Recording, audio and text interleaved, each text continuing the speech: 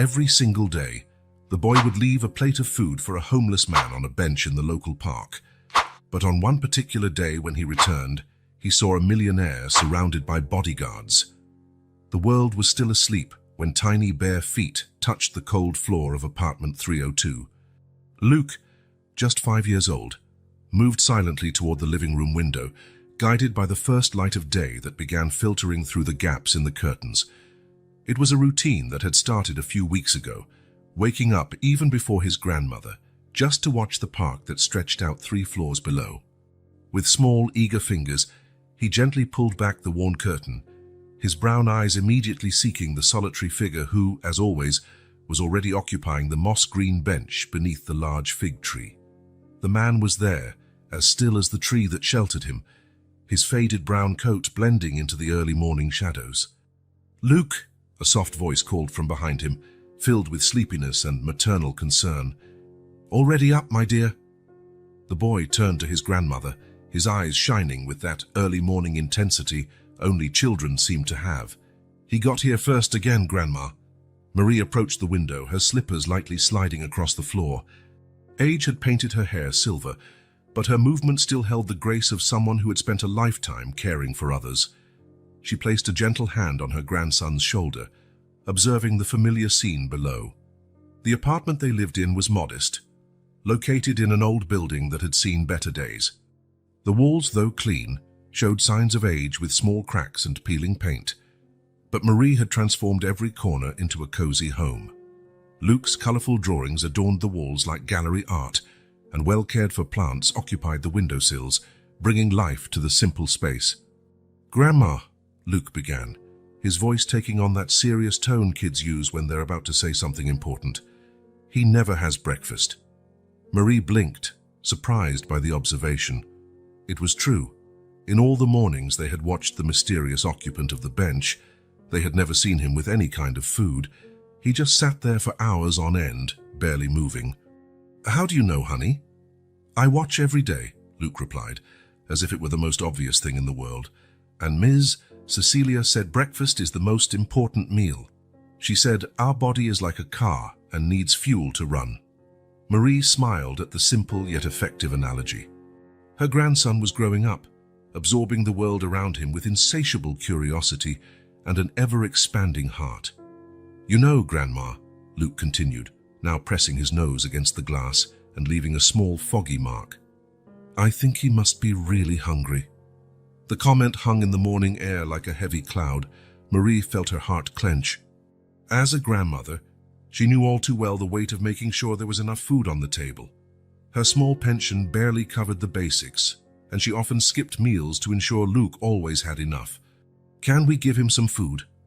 The question came suddenly, accompanied by that look Marie knew so well. Wide eyes, slightly raised eyebrows, and a subtle quiver of the lower lip.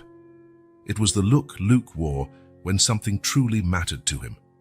Marie hesitated.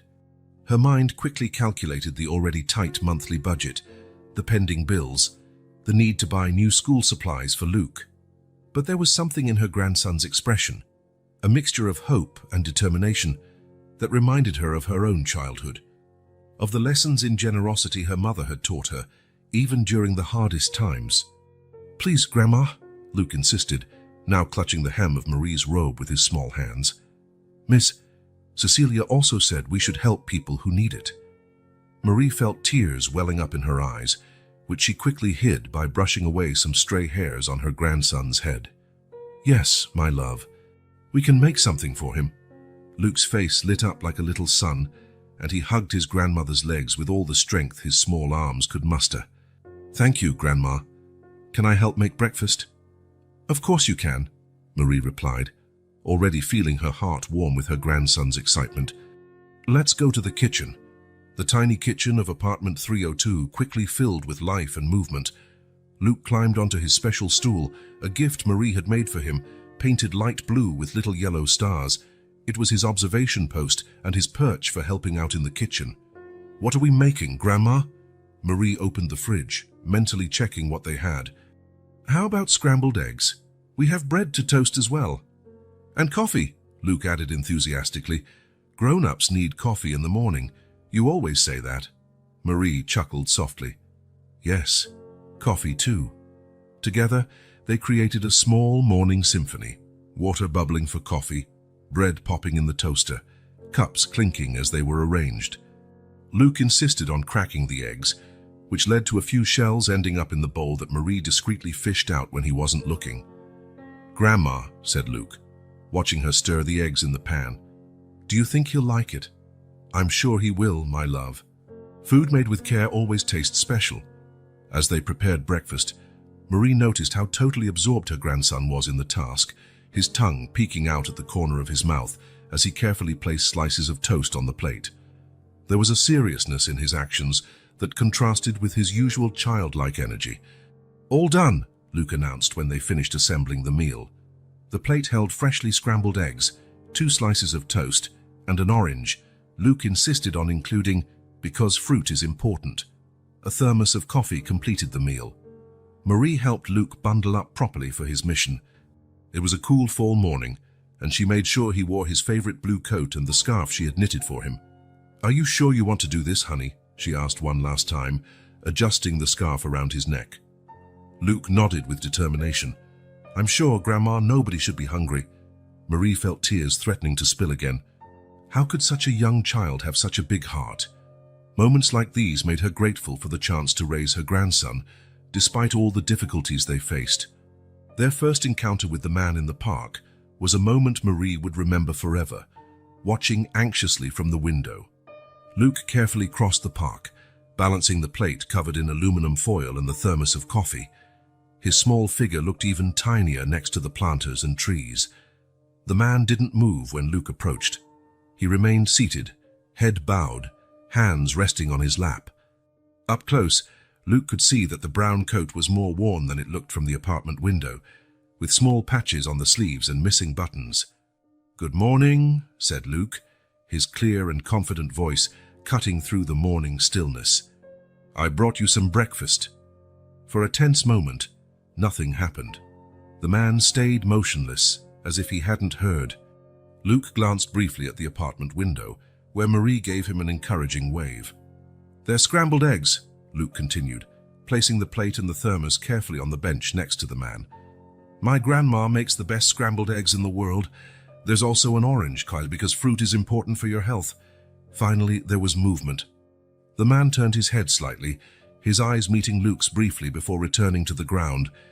He didn't speak, but his right hand moved slowly toward the plate, touching it as if to confirm it was real. Luke smiled, feeling he had accomplished something important.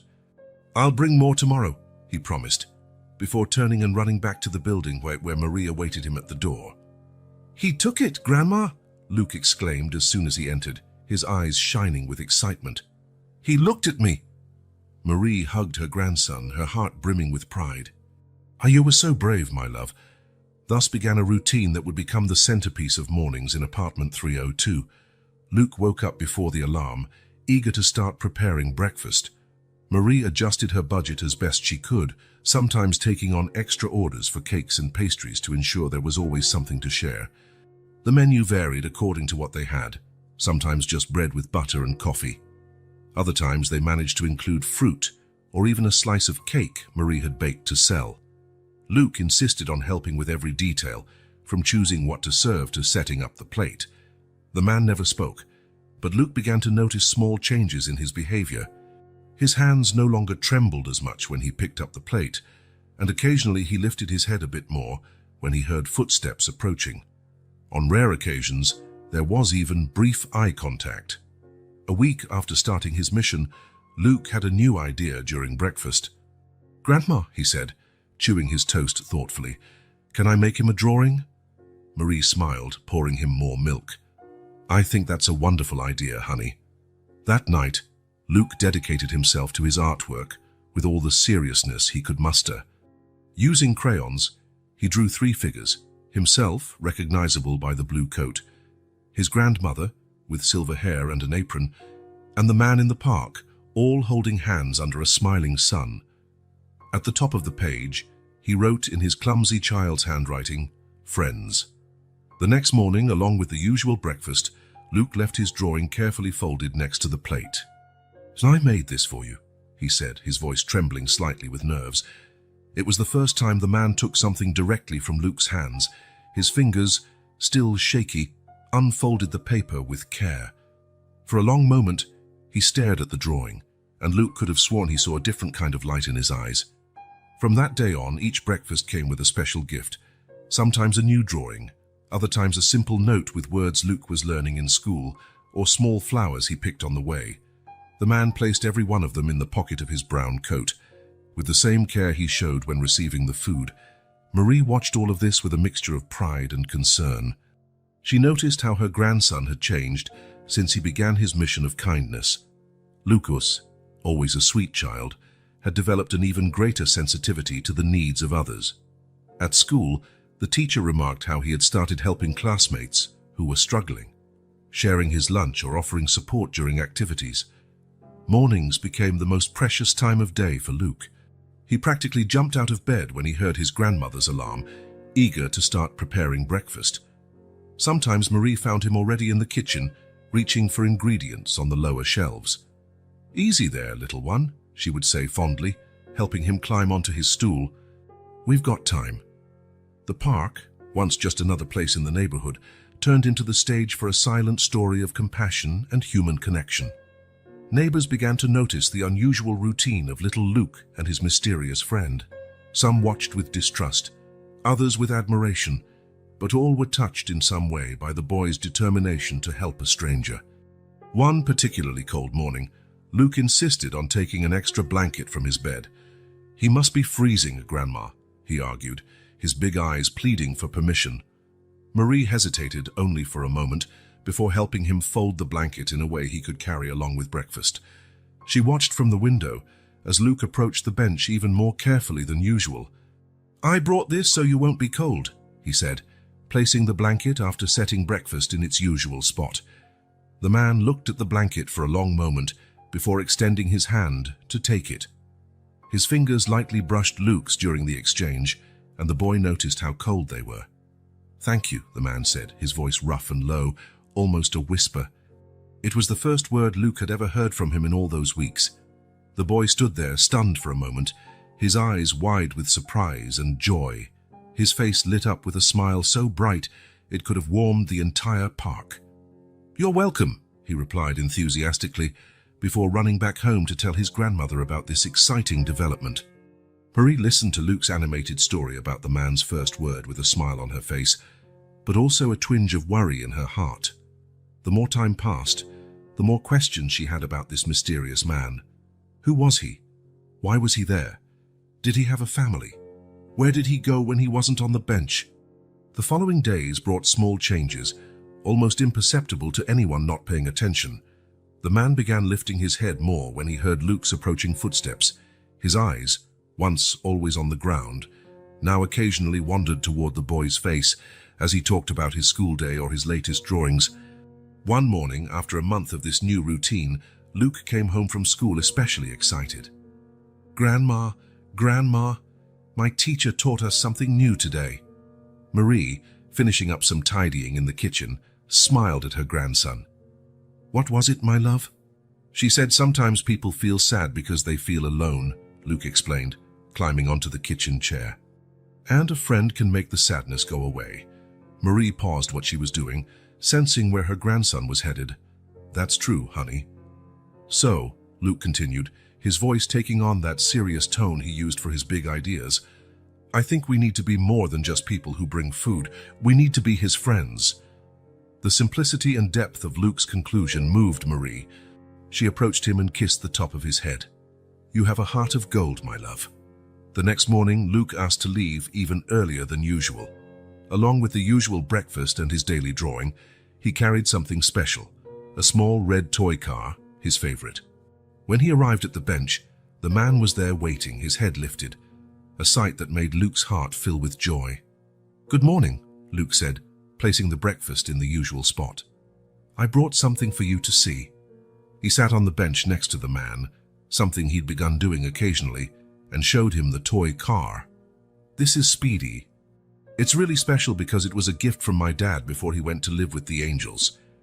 The man turned slightly to look at the toy, And for the first time, Luke saw something different in his eyes, a sort of recognition, maybe even understanding. "Red," the man said, his voice a bit firmer than before. "Yes," Luke answered excitedly. "It's the fastest car in the world. Want to see?"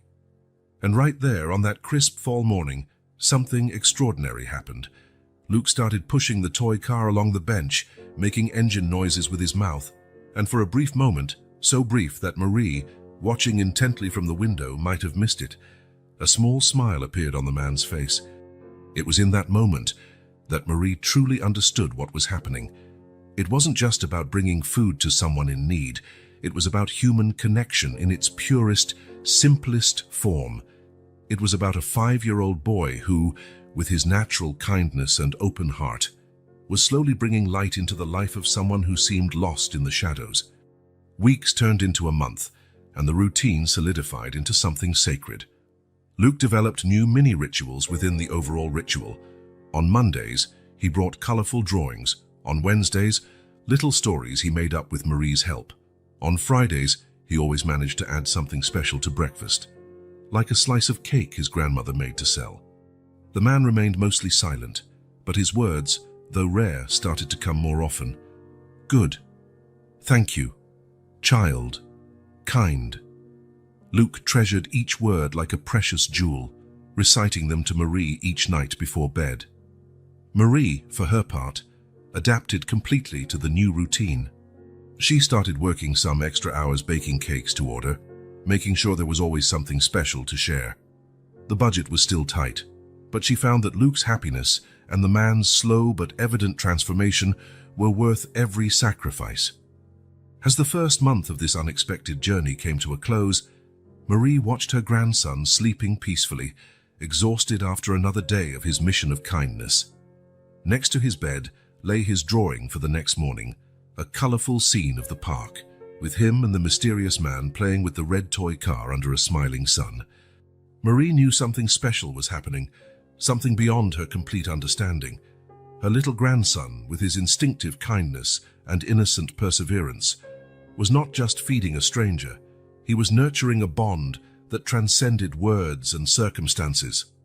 And so, as night fell over the city, apartment 302 rested in peace, its occupants unaware that their small acts of kindness were about to set off a chain of events that would change not only their lives, but everyone else's around them. Luke fell asleep that night dreaming of red toy cars and shy smiles, while on a bench in the park, hidden by the darkness of night, a man held onto a crumpled drawing, his eyes finally showing a glimmer of hope that had been absent for far too long.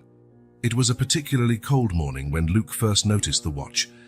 The sun had barely risen over the horizon, and his small hands gripped the breakfast plate tightly as he walked toward the usual bench.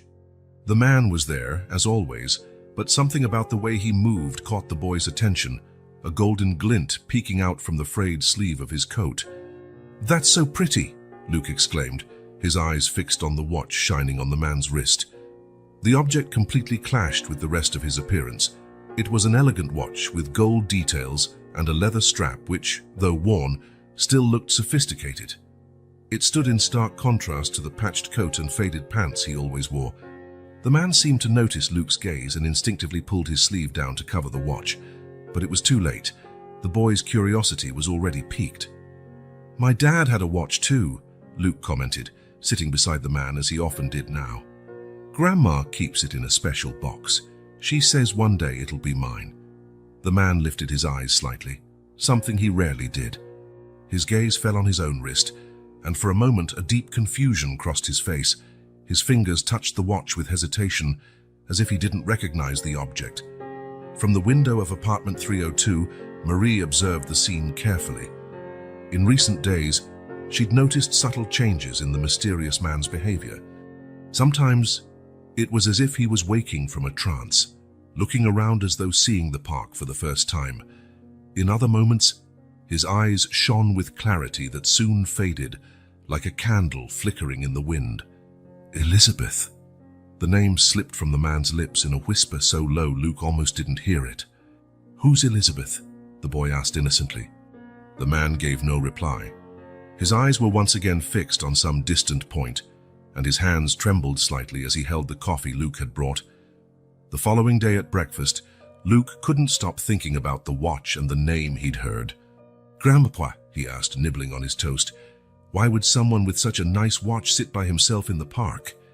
Marie paused, her dishwashing thoughtful. It was a perceptive question, especially coming from a 5-year-old. "Sometimes, my love, people lose not just their way around town, but also lose themselves inside." Luke furrowed his brow, trying to understand.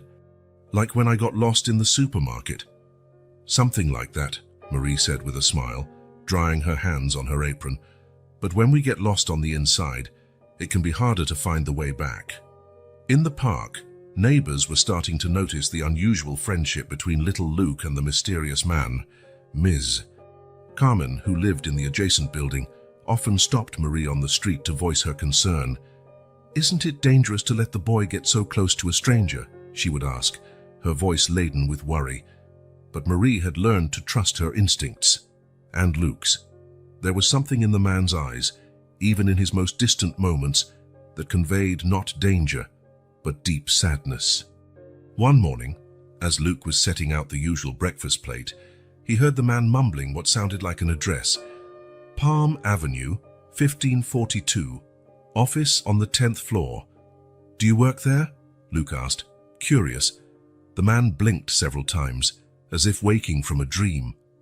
He looked at Luke in surprise, as if he didn't expect to find anyone there. Then he slowly shook his head and went back to his usual silence. Marie began making discreet notes. Every name and address Luke said he overheard. She jotted down carefully in a little notebook. There was something about the man's manner, the moments of lucidity, the expensive watch, the addresses he would murmur, that suggested a much more complicated story than it seemed. "Thomas need to pick Thomas up from school," the man murmured another time, his fingers drumming nervously on the bench. "Who's Thomas?" Luke asked, as he unwrapped the buttered bread he'd brought. "Is he your friend?" The man looked at Luke with an intensity the boy had never seen before. For a brief moment, his eyes seemed focused and clear. My son," he whispered, before that familiar cloudiness returned to his gaze. Luke ran home that day, overflowing with excitement about the new information. Grandma, he has a son. His name is Thomas." Marie added the name to her growing list, a sense of urgency creeping into her heart. There was a family somewhere, people who might be searching for this man. The following days brought more fragments of the past. Occasionally, the man would check the time on his watch with a panicked expression, muttering about important meetings or overdue commitments. At other times, he would remain completely still, except for his fingers gently brushing the watch like a talisman. Driven by childlike curiosity, Luke kept asking innocent questions. "Where do you live? What's your favorite food? Do you like toy cars like me?" The answers, when they came, were vague or muddled, often trailing off mid-sentence. One afternoon, as Marie was folding clothes by the window, she saw something that made her catch her breath. The man stood up from his bench, something he rarely did during the day, and began walking in circles, repeatedly checking his watch. His lips moved fast, and even from a distance, she could see his agitation. Luke, who was playing in the park at the time, approached him without fear. Marie watched, tense, as her grandson gently took the man's hand and guided him back to the bench. The man followed like a lost child, his steps unsteady but trusting the little guide. "It's okay," Marie heard Luke's clear voice say. "Sometimes I get confused too, but Grandma says everything gets better after taking 3 deep breaths." Surprisingly, the man followed the boy's instructions. Seated on the bench, he took 3 deep breaths, his shoulders visibly relaxing with each exhalation. That night, after tucking Luke into bed, Marie sat at the kitchen table with her little notebook. She reread every detail she'd recorded: the gold watch, the names Elizabeth and Thomas, the address on Palm Avenue, the mentions of meetings and important commitments. "Who are you?" she murmured to herself, as the puzzle pieces started forming a clearer picture in her mind. The next day, Luke brought not only the usual breakfast, but also one of his favorite toy cars. "Sometimes when I'm sad, playing makes me feel better," he explained to the man, who looked at the toy with a distant expression. Thomas liked toy cars too, the man said softly, his fingers lightly touching the toy. Thomas is your son. Luke tried again, hopeful for more information. But the moment of clarity had passed, and the man returned to his contemplative state, his eyes drifting away. The car, however, remained in his hands, his fingers occasionally tracing the wheels with almost reverent care. Marie watched the scene with a heavy heart. She was increasingly convinced this man was not just any homeless individual who happened to settle in their park. There was a life story there, a life interrupted, a family who might be desperately looking for him. As she watched her grandson interact with the mysterious man, Marie made a silent promise to herself. She would find out the truth, no matter how long it took. For Luke, who had opened his heart so completely to this stranger, and for the man himself, who seemed to be struggling to find his way back through the fog of his mind. The golden watch continued to gleam on the man's wrist, a silent testament to a former life tie, holding secrets that were gradually surfacing through echoes of the past. The sun struggled to break through the heavy clouds that morning when Luke made his most intriguing discovery about the man in the park. As always, he approached with the carefully prepared breakfast, his small steps echoing in the still sleepy park. The man occupied his usual place on the moss-green bench, but something else caught the boy's attention, a golden shine peeking from the worn-out sleeve of the brown coat. "What a nice watch!" Luke exclaimed, his wide eyes fixed on the object adorning the man's wrist. It was a shocking contrast with the rest of his appearance.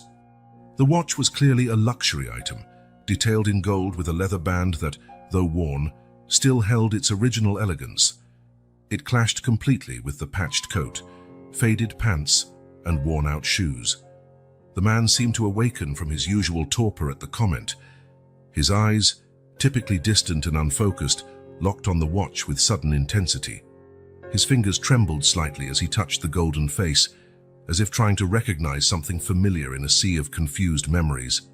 3 o'clock. "Important meeting," he murmured, his voice hoarse from lack of use. "Elizabeth will be waiting." Luke tilted his head, curious. "Who's Elizabeth?" The innocent question seemed to pierce some invisible barrier. The man lifted his gaze, finding Luke's eyes with a momentary clarity that startled the boy. For an instant, there was recognition in his look, as if he truly saw Luke for the first time. "Elizabeth," he repeated, more softly this time. But the next word was lost as his eyes clouded over again, the familiar fog of confusion descending like a curtain across his face. His hands dropped back to his lap, and his gaze drifted off once more. From the window of apartment 302, Marie watched with growing concern. In recent days, she had noticed more frequent moments of clarity in the mysterious man. Sometimes he seemed to snap out of a trance, looking around as if seeing the park for the first time. In other moments, his eyes glowed with understanding that soon vanished, like a candle flickering in the wind. "Palm Avenue, 1542, the man murmured on another occasion, his fingers drumming nervously on the bench. "Suite 1003, presentation to the board." Luke, who was setting out the breakfast plate beside him, took it all in with a child's natural curiosity. To him, these moments were like puzzle pieces he didn't yet understand, but instinctively knew were important. Neighbors in the park began to notice and comment on the unusual friendship forming between Luke and the mysterious man. Ms. Carmen, from the building next door, often caught Marie at the market entrance to share her concern. "Marie, dear," she would say, her voice low and filled with apprehension, "aren't you worried about letting Luke get so close to, well, a stranger?" Marie understood the worry, but something in her heart wouldn't let her interfere with the mission Luke had taken upon himself. "Sometimes, Carmen, we need to trust a child's instinct. Luke sees something in him that perhaps we adults can't." Indeed, Luke seemed to have a special gift for drawing out the man's moments of clarity. His innocent questions and unwavering presence seemed to anchor the man to reality, even if just briefly. "Do you have a family?" Luke asked one morning, while sharing a piece of cake Marie had baked. The man lifted his eyes from his coffee, a flicker of emotion crossing his face. "Thomas," he said, his voice trembling slightly. I need to pick up Thomas from school. Who's Thomas? Luke pressed gently. My son, the man answered, before his eyes drifted off into emptiness again. Marie kept a small notebook, jotting down every detail. Names, addresses, references to board meetings, the gold watch. Each element suggested a former life, a world far removed from the solitary figure on the park bench. One morning, the sky dawned unusually dark, and the wind carried a warning of an approaching storm. Luke ran to the window as soon as he woke up, his little brow creased with worry upon seeing the looming clouds. "Grandma," he called, his voice quavering slightly, "is it going to rain really hard?" Marie came to the window, observing the threatening sky. The morning news had warned of a severe storm heading their way, with strong winds and prolonged heavy rain. "Yes, my love," she said, placing a gentle hand on his shoulder. "It looks like we're in for a big storm." Luke's eyes immediately filled with tears. "But what about him, Grandma? Where will he go? He'll get soaked." Marie felt her heart tighten. It was a valid concern. The man spent his days on the park bench, exposed to the elements. A hailstorm like the one coming could be dangerous for someone in his condition. "Grandma," Luke turned to her, his big eyes pleading, "can we invite him to stay here just until the rain stops?" The question surprised Marie, though a part of her had expected something like this. Her protective instincts immediately warned of the risks of inviting a stranger into their home. But then she thought of the gold watch, the names he repeated, those lucid moments. This man had a story, a life that for some reason had been interrupted. "Please, Grandma," Luke insisted, now tugging at the edge of her apron. "He'll get sick if he stays out in the rain, and you always say we should help those who need it." Marie looked out the window again. He was already on his usual bench, apparently oblivious to the threatening clouds overhead. Her own teachings about compassion and helping others echoed in Luke's voice. After a long moment, she sighed. "All right, Luke. We'll invite him to stay until the storm passes." The boy's face lit up with a radiant smile. "Really, Grandma? Can we go now?" "Before it starts raining." Marie nodded but gently held his arm before he ran out the door. "We have to be careful, okay? And if he doesn't want to come, we have to respect that."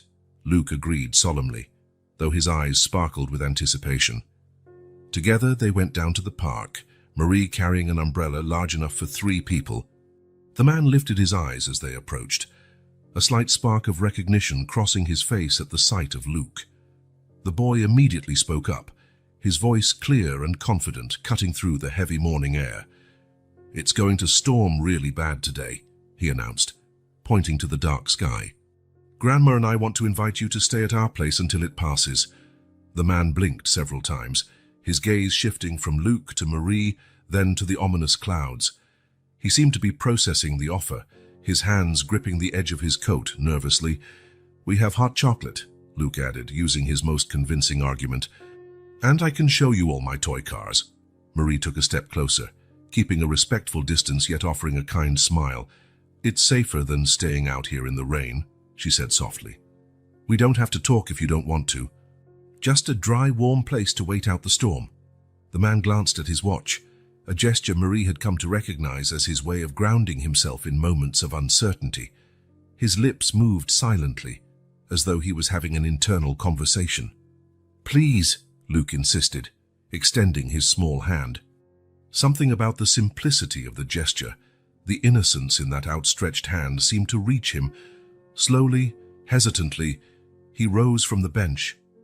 Marie noticed he was taller than she'd realized, and that, despite his worn clothing, he carried himself with an air of refinement.